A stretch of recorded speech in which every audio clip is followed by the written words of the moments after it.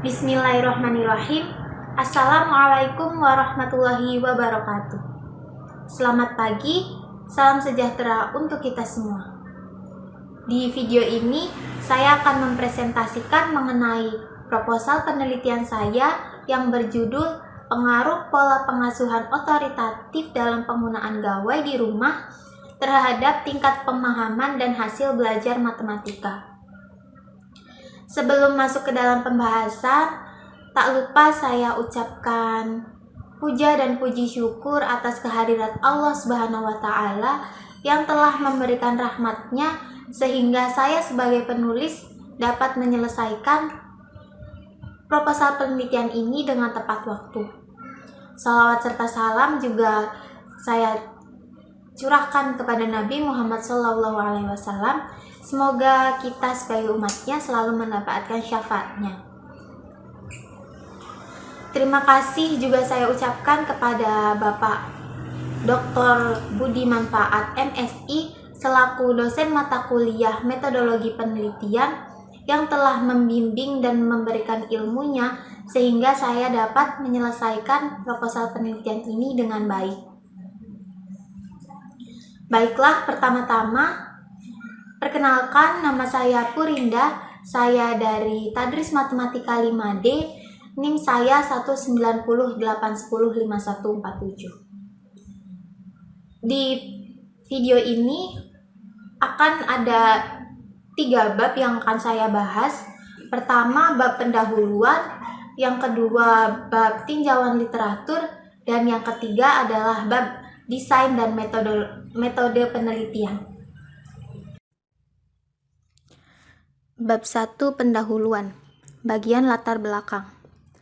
Latar belakang penelitian ini adalah sebagai berikut. Keluarga adalah unit terkecil pada tatanan masyarakat. Keluarga merupakan lingkungan pertama yang dikenal oleh anak. Oleh karena itu, banyak hal pada diri anak yang dipengaruhi oleh faktor keluarga.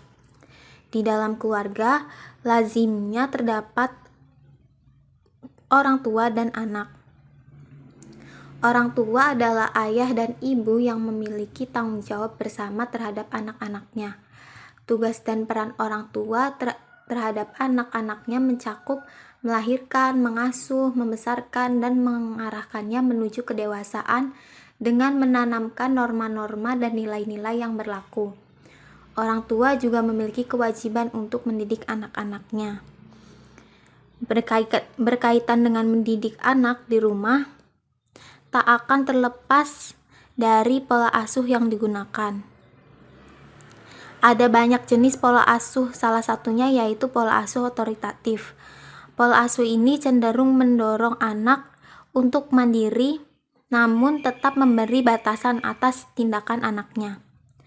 Untuk menunjang keberhasilan anak dalam belajar, diperlukan pola asuh yang tepat karena pola asuh dapat mempengaruhi kepribadian anak dan kedisiplinan anak. Berkenaan dengan keberhasilan anak dalam belajar, khususnya belajar matematika, pertama-tama definisi pembelajaran matematika itu sendiri adalah proses pemberian pemahaman oleh guru kepada siswa dengan melibatkan siswa agar mengembangkan pikiran dalam mengolah logika pada lingkungan belajar yang sengaja diciptakan guru dengan serangkaian metode ajar agar siswa dapat berkembang secara optimal. Nah, untuk mengoptimalkan pembelajaran matematika, seharusnya di zaman sekarang dilakukan dengan lebih mudah karena media yang tersedia juga lebih bervariatif dan modern. Salah satu contohnya dengan menggunakan gawai atau smartphone.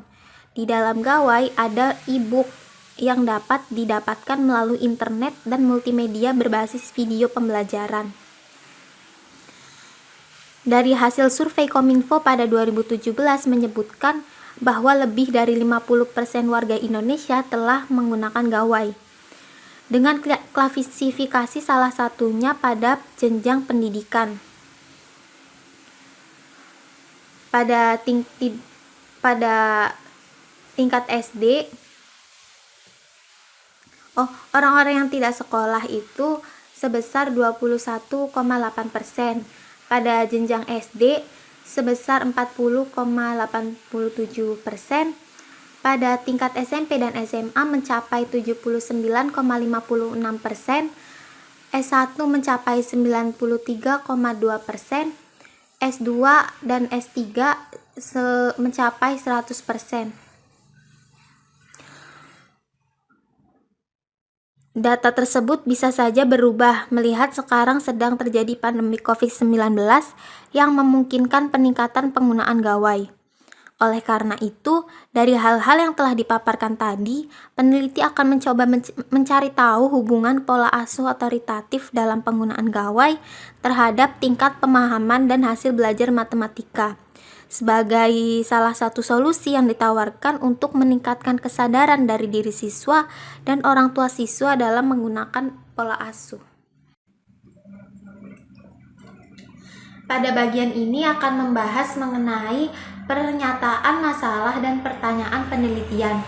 Pernyataan masalah yang mendasari penelitian ini adalah diperlukan pola asuh yang tepat dari orang tua untuk menyikapi penggunaan gawai anak. Belum diketahui pola asuh seperti apa yang terbaik. Oleh karena itu, perlu dilakukan penelitian. Kemudian, pertanyaan penelitian yang muncul adalah: 1. Apakah yang dimaksud dengan pola pengasuhan otoritatif? Pertanyaan kedua yaitu, apakah pola asuh otoritatif lebih efektif dalam mengatasi peningkatan pemahaman dan hasil belajar matematika dari pola asuh lainnya? Baiklah, sekarang pembahasan mengenai bab 3 yaitu tinjauan literatur. Dalam bab 3 ini mencakup tinjauan konseptual, tinjauan teori, dan tinjauan penelitian terdahulu. Saya akan bahas satu persatu. Pertama, tinjauan konseptual. Tinjauan konseptual sendiri berisi tentang konsep apa yang akan dibahas dalam penelitian ini. Di sini saya akan membahas mengenai tingkat pemahaman dan hasil belajar matematika siswa setelah dilakukan pola pengasuhan otoritatif dalam penggunaan gawai di rumah. Pengertian dari pemahaman itu sendiri adalah kemampuan seseorang untuk mengerti suatu hal secara mendalam. Di sini pemahaman itu dibagi menjadi 4. Pertama, pemahaman mekanikal. Kedua, pemahaman induktif. Ketiga, pemahaman rasional. Dan yang keempat adalah pemahaman intuitif.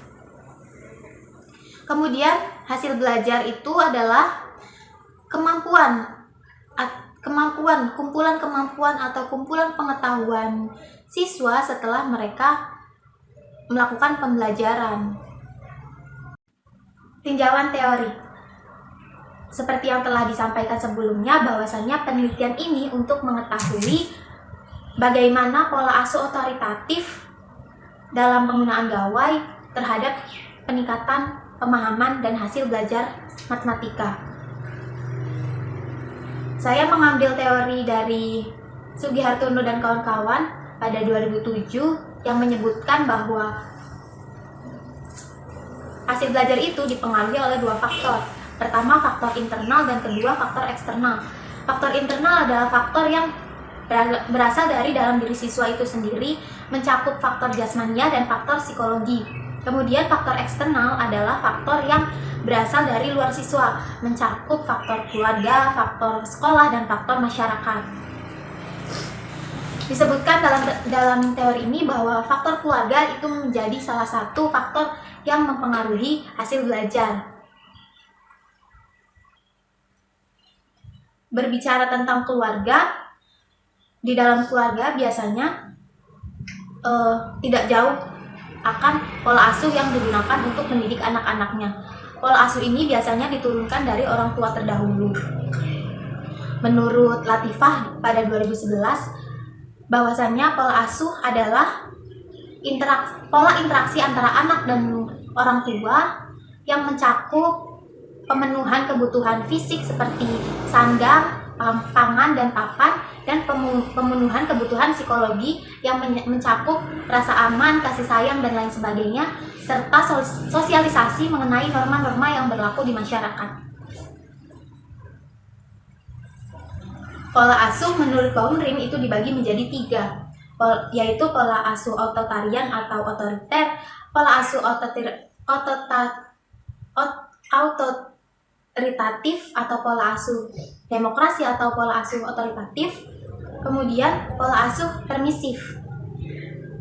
Pola asuh otoriter itu seperti gaya kepemimpinan yang otoriter. Biasanya anak tidak diizinkan untuk berpendapat. Semuanya diatur oleh orang tua karena mereka menganggap bahwa keputusannya lah yang terbaik. Kemudian pola asuh otoritatif atau pola asuh demokratis. Ini biasanya mencirikan bahwa pola asuh ini membebaskan anak untuk berpendapat, namun tetap dalam batasan-batasan tertentu. Kemudian pola asuh permisif, yaitu pola asuh yang cenderung membebaskan anak-anaknya.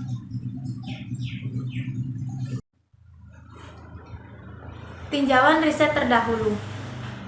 Penelitian ini sejalan dengan penelitian yang telah dilakukan oleh Vincentius Budang dan kawan-kawan dengan judul penelitian korelasi pola asuh orang tua dengan hasil belajar matematika pada siswa kelas 5 SD Negeri 5 Tengadak.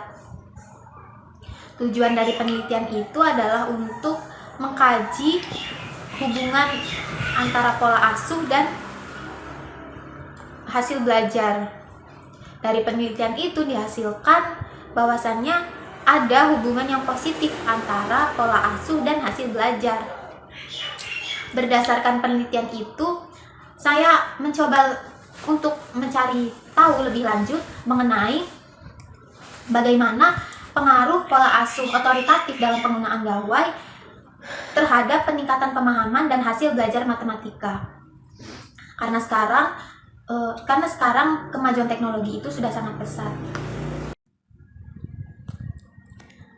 Pada slide ini yaitu akan dibahas mengenai desain dan metode penelitian.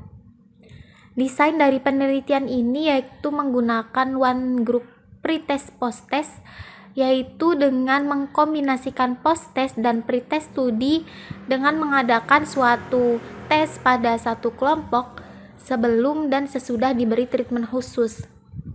Kelompok di sini yaitu kelas 7A SMPN 3 Sumber.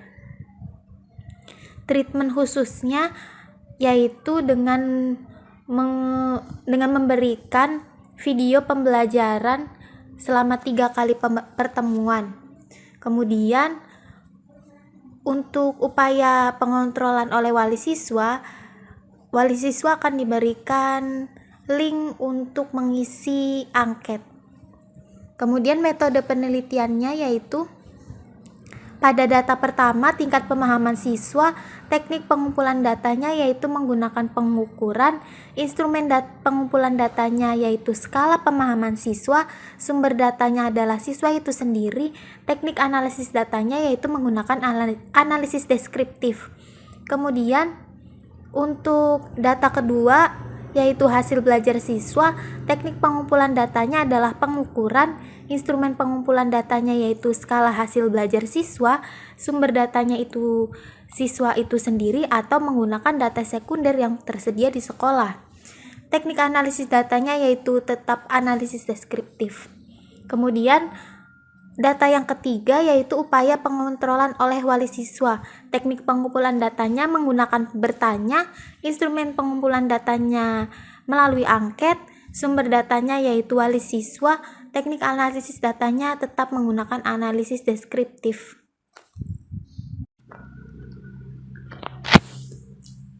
Referensi-referensi yang digunakan dalam penelitian ini sudah saya tuliskan sebagai berikut.